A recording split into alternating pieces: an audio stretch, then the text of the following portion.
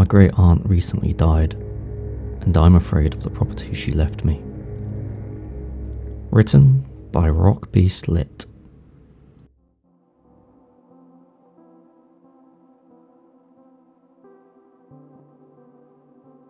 My great aunt fought with dementia for years before she finally succumbed at the age of 86. It has been a devastating and painful experience to watch a person you love and look up to slowly lose control of themselves and their memories. I cried for days after she had passed. My great aunt had been a big part of my life growing up. Since I was a little kid, she owned a small farm in East Tennessee. Some of my best memories as a kid was helping her pick green beans and planting tomatoes in her fields. I had always snacked on a few beans while picking, and she would pretend not to notice. She'd say we were twin souls because we were so alike, even born on the same day, July 13th. She had also been the first one to start using my correct pronouns, she, her, and chosen name, let's say April. I won't go into too much detail on where her farm's located, but a quick Google search of any small towns in Appalachia should give you all the details you need. I do want to have some semblance of privacy while I post on the internet, where everything seems to last forever. To be honest, my great aunt dying was just the cherry on top of my already shitty luck this year. I had just caught my girlfriend of 5 years cheating on me, and it had been a shocking, brutal reality to come to terms with. In the span of a few short weeks, I had lost the two most important people in my life. I couldn't stay stuck in that apartment with my ex, so I paid to break the lease. I learned soon after her death that my great aunt had left her small farm to me. I'd been both relieved and shocked when I got the news. My living situation had now become one less issue I had to deal with at the moment. I moved into her old farmhouse before the ink had dried on all the paperwork. This place needed a lot of work. Even before the disease had taken its course, my great aunt had been a hoarder. It had started out small. Tables, countertops, and every other available space were filled with mail and various toys or books that she'd buy from the Dollar Tree. Then it started to spill into other rooms. Her kitchen was the worst part of the house because she refused to throw away any food. She kept everything past its day, even kept rotten food. That sweet, musky scent of mould and decay became a permanent fixture in the farmhouse as I visited over the years. Still, this place means so much to me. It's where I would hide away summer after summer from my parents' rocky marriage and eventual divorce. No matter how littered and dirty the farmhouse got on the inside, the property was surrounded by beautiful deciduous trees that turned brilliant shades of orange, yellow and red in the fall in the Smoky Mountains. We would just sit outside for hours sipping tea whilst my great aunt came up with stories to tell me. It meant a lot to me to be able to fix the place up and call it my own. I actually felt closer to my great aunt here. Some of the aching emptiness her death brought just cleared away when I sat on that now rotting porch. It's going to take a lot of paperwork and working with city officials to get this place back up to code. My mother originally planned to stay here and help me as well, but unfortunately she took a nasty fall and ended up breaking her ankle, so it's just me up here. I'm busy either cleaning, running errands, or talking on the phone with local farmers to buy up some of the older equipment still left on the property. And despite the ache in my bones from constantly being on the run, I really welcomed the distraction from other parts of my life that I just really didn't want to address. Sometimes I caught myself pretending to be cleaning up the farmhouse when my great aunt's moved back in. I don't know. Grief has a weird way of manifesting, I guess. I think trying to avoid my failed relationship and great aunt's death is causing the nightmares. I've been focusing on the most important parts of the house to get back in working order. You know, the kitchen, bathrooms, and the guest room I'm staying in. I've cleaned a path allowing me to maneuver to and inside those certain spaces. In my dreams, I'm always sleeping in my great aunt's room. Her room is clear of everything except the wireframe bed I'm sleeping in. And this is how I recognise that I'm asleep, because I haven't begun to touch it. Her room has a window to the left side of the bed with a giant tree outside. It used to have a rope swing before the whole thing had begun to rot. I'll jump awake to the sound of scraping on the glass window pane, and the mattress is bare and it itches my skin. The bare branches of the tree brush up against the window. This and the howling of the wind are all I can hear. Then a small creak catches my attention in the corner of the room. My body is heavy as if weighed down with sandbags. I can never move. My eyes dart around in response to find the source of the noise. It is impossibly dark in that corner.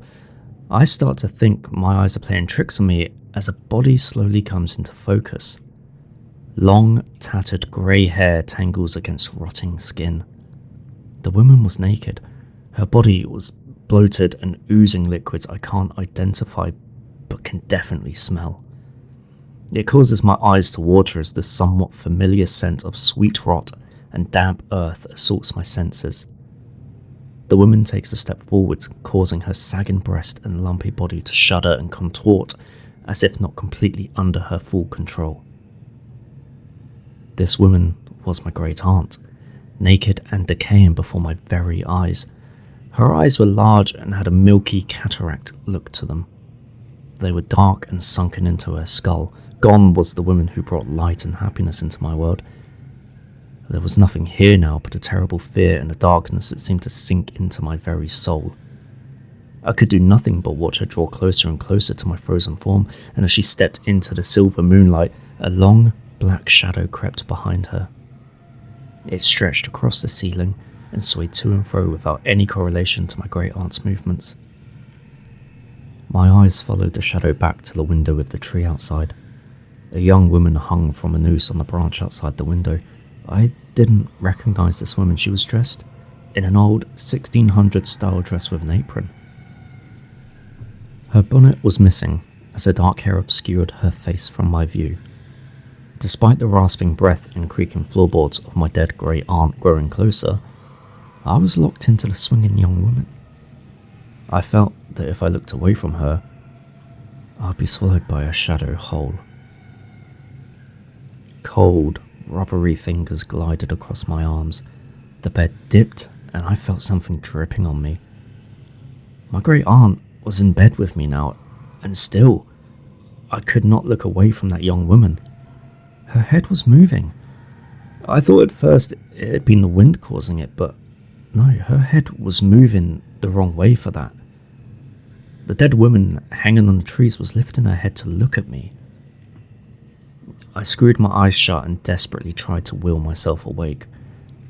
But my great aunt grabbed hold of my chin and forced my head towards the window. I felt her reaching towards my face and she began to try to force my eyes open to look at the woman hanging in the tree. I screamed and managed to pull myself out before I had to look into her eyes. I'm screaming myself hoarse just to try to wake myself from the nightmares. It's been 3 days straight of those dreams, and I don't think I have a voice anymore because of it. I'm so tired all the time. I think it's starting to impact how I perceive reality. Yesterday, I went to the grocery store, and this morning I awoke to everything rotting, even things I just put into the refrigerator. And I had to throw everything out, hundreds of dollars worth of groceries. Was it just yesterday that I went to the store? Did I forget? I thought it was yesterday, but how could all my food rot in such a short amount of time? My days are blurring and I'm unsure. After throwing everything out, I went out to the store. I just had to clear my head. And whilst I was out, I got a frantic call from my mother. She had been contacted by the police after they discovered my great aunt's grave had been vandalised. Her body was missing, and they had no leads on who was responsible. My mum wanted to come up, but I told her it was alright. I'd spent the whole afternoon at the police station trying to figure out what steps to take next. I'm afraid to sleep. I've been drinking coffee and other energy drinks just to stay up. It's thundering outside, which does help some. The sudden crash of thunder keeps me from dozing off. And then the lights start to flicker and fizzle out. I groaned and rolled over, shuffling around for a flashlight. The light was weak, but worked for what I needed it for. I set out for the fuse box in the kitchen. Hopefully I can get the lights back on. Flashes of lightning cast long, odd shadows on the pile of trash and clutter in the house. I found myself glancing over my shoulder and jumping at empty corners, afraid I would see my great aunt or the young woman standing there. The fuse box was a bust. I flipped all the switches for nothing to happen. Fuck, it's probably the storm. The infrastructure was a lot different in a rural town than what I was used to. I sighed and started to shuffle back up the stairs. A creak in the floorboards caught my attention. I whipped around, the flashlight bobbing in between piles of papers, boxes and junk in the living room. Then the tapping started. Slowly at first, building and intensifying into full-on bangs. It was almost louder than the thunder. The flashlight dropped from my hands and I tumbled to the ground after it. The thuds were coming from all around. I couldn't pinpoint an exact room. I stumbled up the stairs towards my phone, abandoning the flashlight. I was done with this place for now. I was going to call my mum and get out of here for a few days. After coming out of the guest room, I made an unsettling discovery. My great aunt's bedroom door was wide open.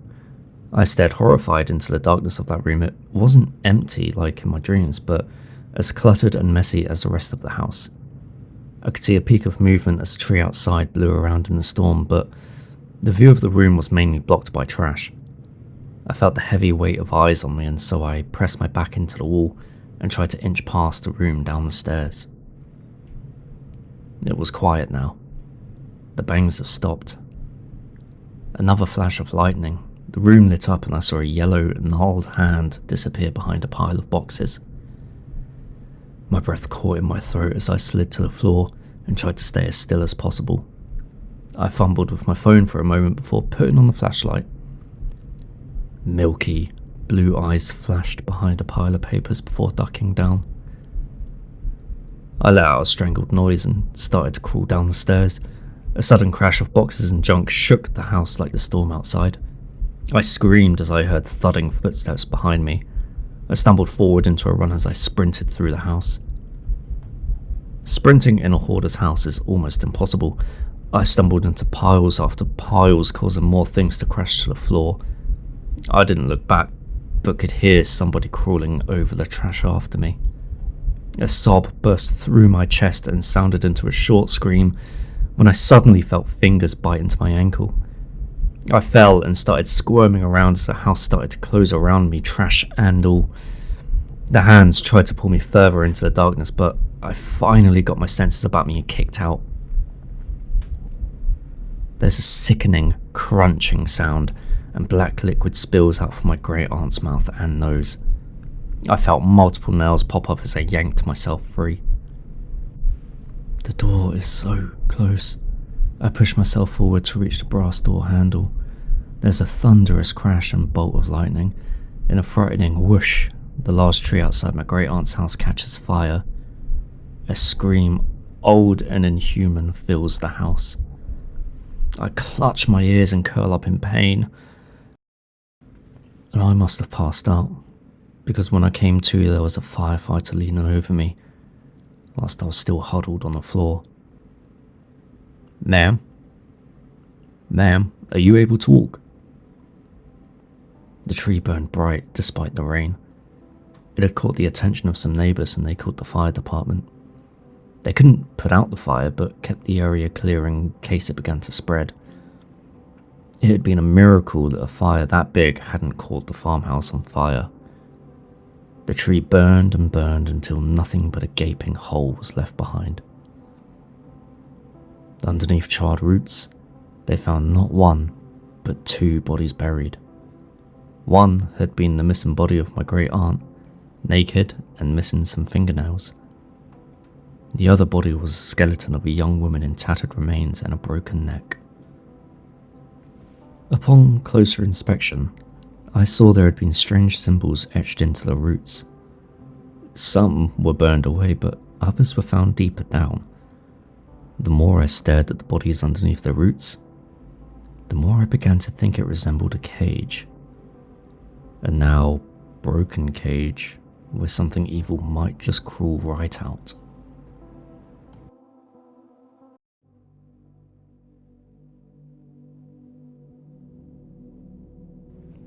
Hi guys, Baron here. Thank you for listening to this episode. I tried a different approach to this video, utilising more sound effects and mixing with the audio. I'm happy with how it turned out, in all honesty. I would like to know what you all thought though, so if possible, would you mind dropping a comment below just with any feedback?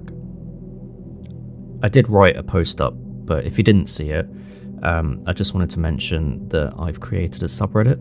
It's called BV Submissions, where I'd love it if you or someone you know who might be an aspiring, veteran, or even a hobbyist writer and might like their stories read out by me. Obviously, full credit would go to them. In all honesty, I just enjoy seeing what people in this community concoct up. It's truly fascinating. Anyway, thanks again for listening. If you do want to hear more from me, then please consider subscribing and liking this video. As I'm sure you all may be aware, it helps with the algorithm. So anyway, have a great day all. Cheers.